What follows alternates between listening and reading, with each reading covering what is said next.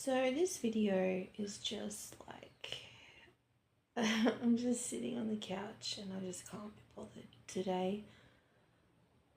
I'm hurting, I'm sore, my fibro's probably not really in remission or under control. Like I've been having on and off pain for like the last 12 months. That's how I got diagnosed with fibro, because basically I just was in pain for months and months and months and it wasn't going away, it wasn't stopping, and it made me kind of think, something is not right here.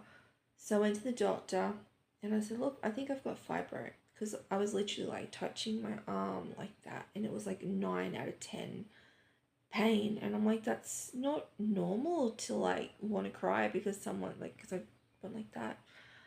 And I saw a female doctor and she was really lovely. And she's like, yeah, it sounds like you probably got fibro, so I'll refer you to someone. In the past, I've seen male doctors and I've had like blood tests for lupus and arthritis, and everything came up negative. But then they're like, oh, well, there's nothing there. And then they don't do any further testing. They just go, oh, well, there's nothing there. And that's the end of the conversation.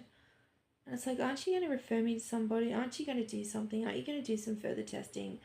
But they never do. And you just kind of think, well, I don't know. I've got scoliosis, and a lot of it's always been blamed on my scoliosis. Like, you get told, oh, to take painkillers, grow the physio, lose weight, eat healthy, exercise, move. And it's like, that doesn't work with fibro. That's going to make me worse. And that's what's been happening. That's a cycle I've been going through of going to the physio and being told move, and then moving and then doubling up.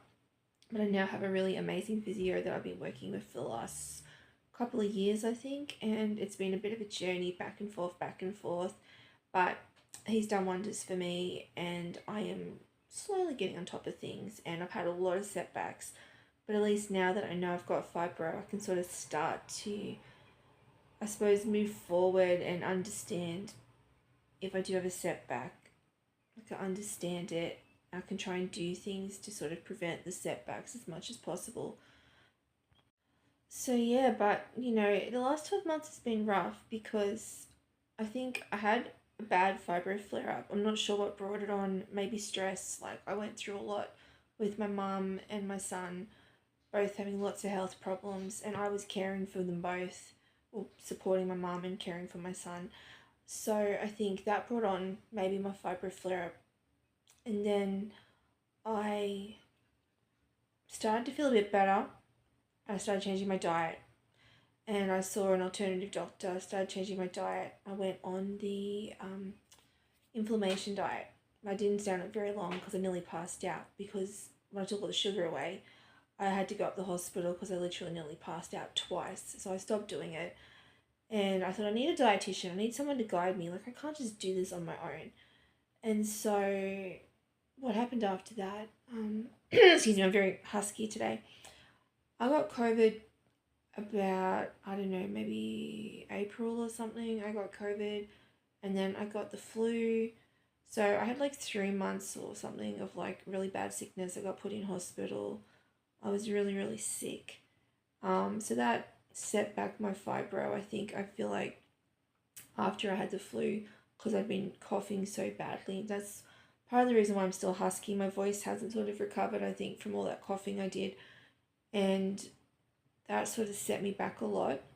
And I had mad lower back pain between my hyperplasia not settling down despite having a surgical procedure, having a DNC and IUD put in, and then having to have a spinal block for that procedure because I couldn't have anesthetic because I'd been so sick with asthma and bronchitis and the flu. All of that, it's just fucked me up completely.